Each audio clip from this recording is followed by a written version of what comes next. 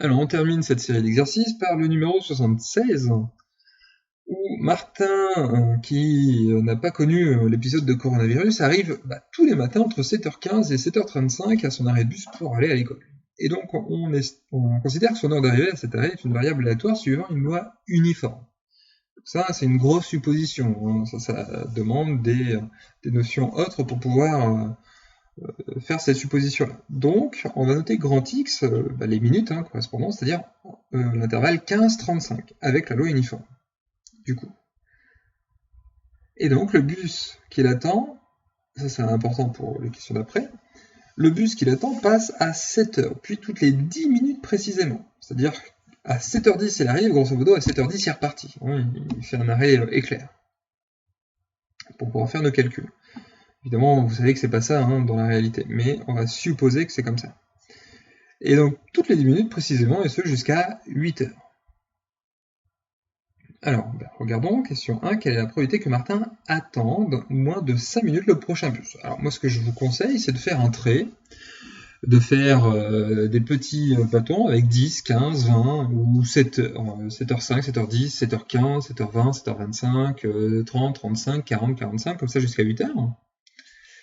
Et puis, nous, on est sur 15-35, donc vous pouvez gribouiller sans y aller trop fort avant 15 et après 35, parce qu'il y aura des choses importantes là-dedans aussi.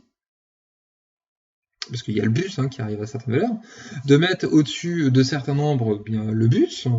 Donc le bus arrive à 7h, puis à 7h10, puis 7h20, 30, 40, 50, et on va dire 8h. Et puis, la question, c'est quelle est la probabilité que Martin attende moins de 5 minutes? Pour qu'il attende moins de 5 minutes, il faut que ce soit 5 minutes avant que le bus arrive, sachant que ça commence à 15 et ça s'arrête à 35. Donc, s'il arrive entre 15 et 20, il aura attendu moins de 5 minutes. Alors, moins, inférieur strict, inférieur égal, on s'en fiche, encore une fois, puisqu'on est sur les lois continues. Donc, normalement, ici, 15, je ne devrais pas le prendre, mais on s'en fiche. Donc, si x et dans l'intervalle 15-20, elle aura attendu moins de 5 minutes pour avoir le bus de 20, de 7h20. Avant, il n'est pas possible parce qu'il ne vient pas avant. Puis, s'il arrive à 21, le prochain bus est à 30, donc du coup, il attend plus de 5 minutes. Donc, rebelote. Soit il arrive là-dedans, soit il arrive entre 25 et 30. Donc là, il aura le bus de 30. Et il reste une valeur, c'est s'il arrive pile à 35. C'est une valeur qui existe, puisque soit il attendra moins de 35, ou inférieur ou égal à 35, peu importe. Et là, on se dit, mais oui, j'ai pris une valeur en plus, donc il y a une petite différence, mais si vous ne le mettez pas, c'est pas grave, puisque c'est une seule valeur, une valeur finie, fixe, fine, par rapport à l'intervalle, ça représente rien. Donc que vous le mettiez ou pas, c'est pas grave.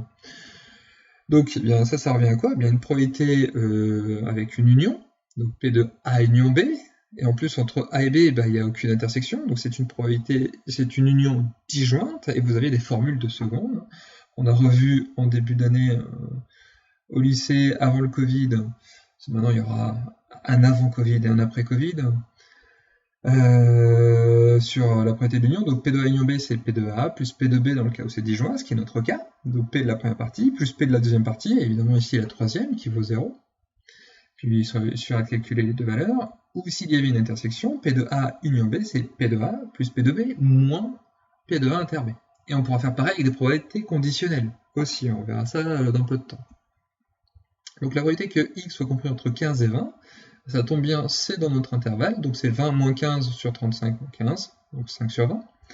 Puis pour celle-ci, ça sera pareil, puisque l'intervalle, ici, la distance, c'est la même, donc 5 sur 20 et plus 0, donc 10 sur 20, 1 demi. Une chance sur 2 pour qu'il attende moins de 5 minutes.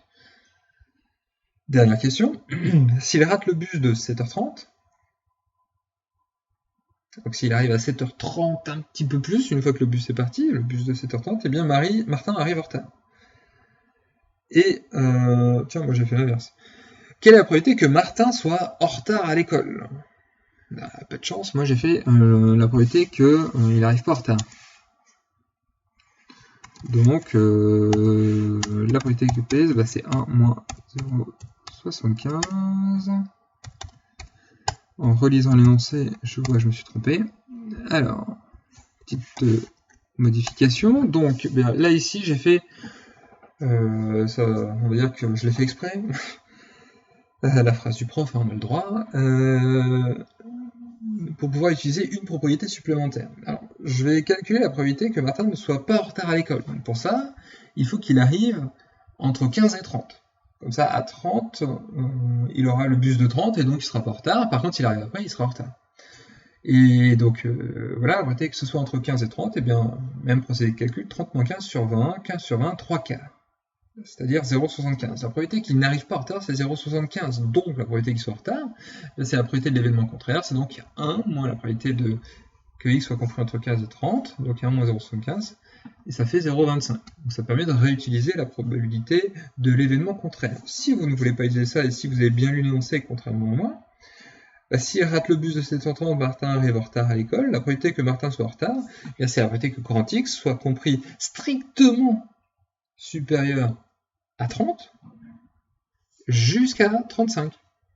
Et donc, strictement ou inférieur ou égal, c'est pareil. Donc, entre 30 et 35, ça nous fait 5, et 5 sur 20, ça fait bien un quart, et je vais obtenir ce résultat-là. Donc, ça ne change rien.